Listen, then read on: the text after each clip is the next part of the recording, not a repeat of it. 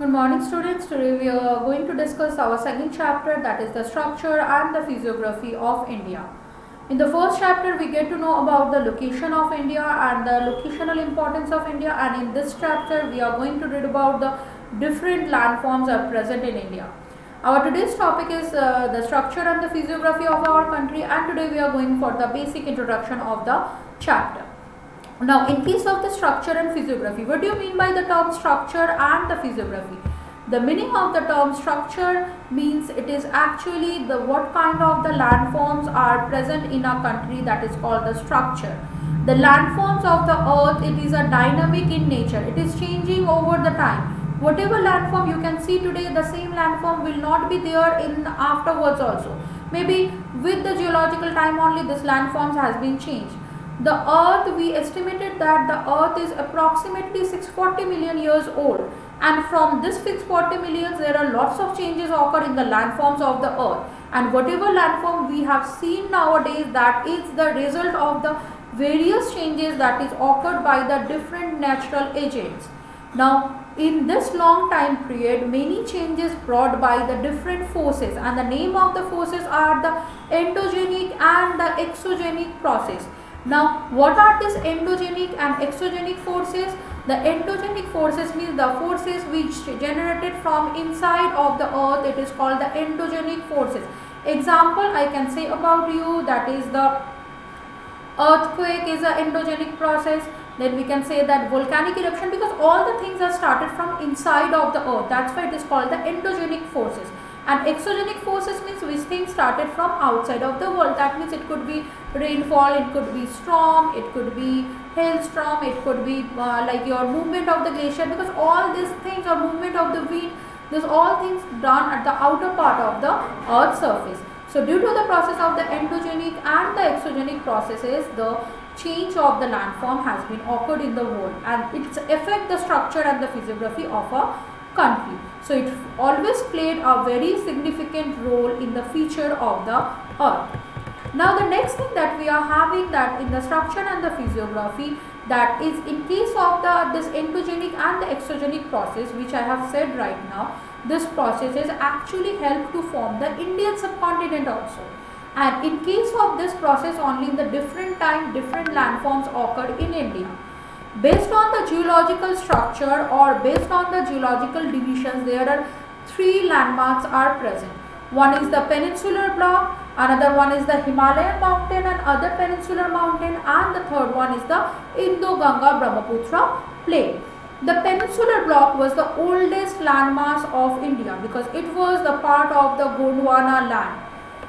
In case of the peninsular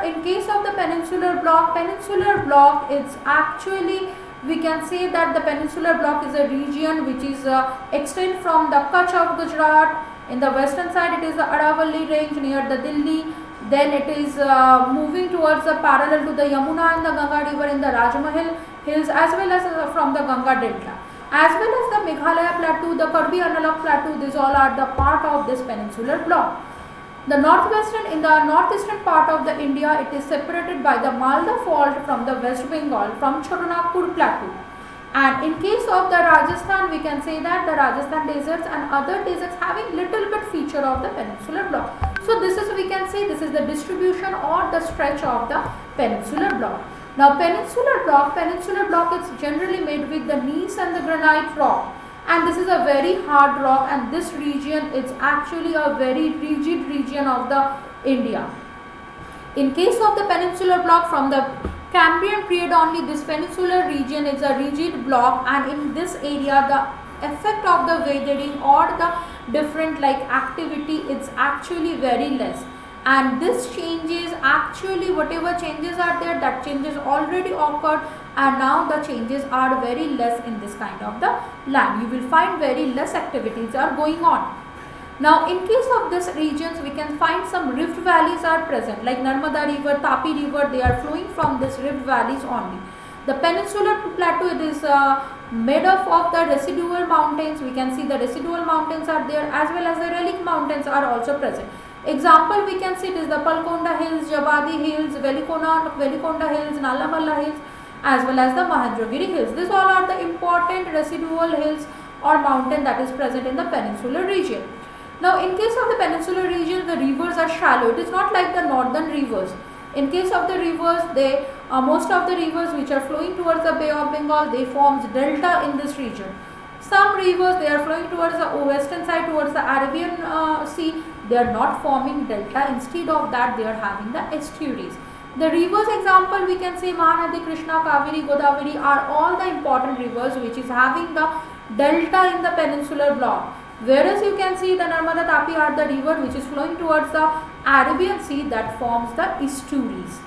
Now the next main geological block is the Himalayan and other peninsular mountain.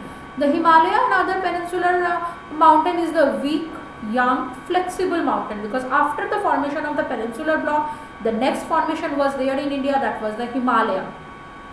So that's why by the age also it is young, it is flexible, tectonic activities is going on over here. Due to the endogenic and the exogenic process in this region, the fold, fault, these things occur.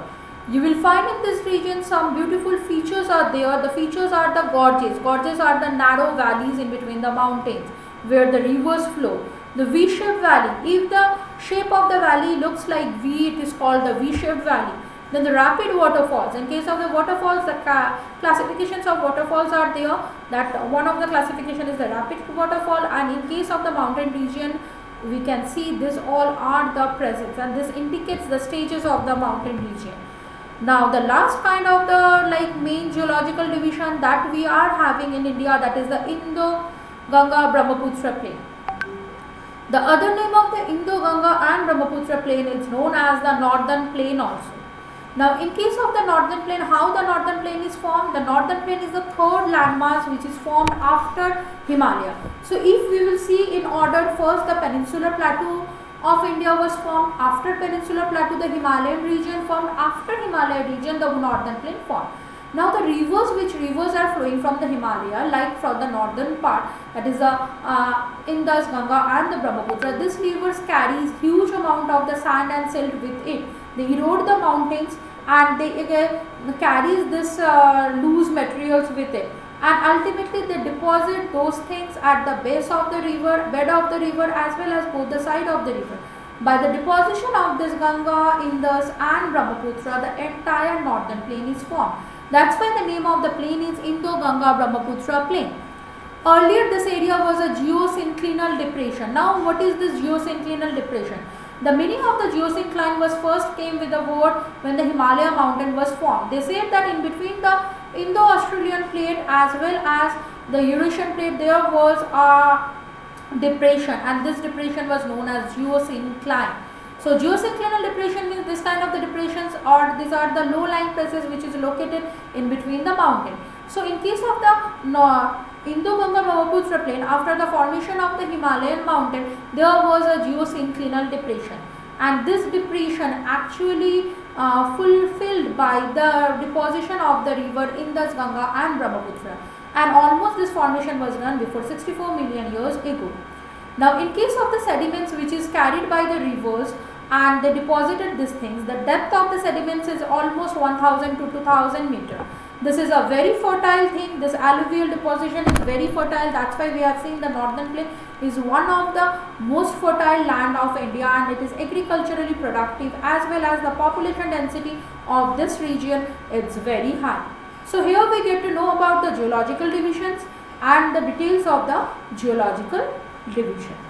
So for today this much only. Thank you so much.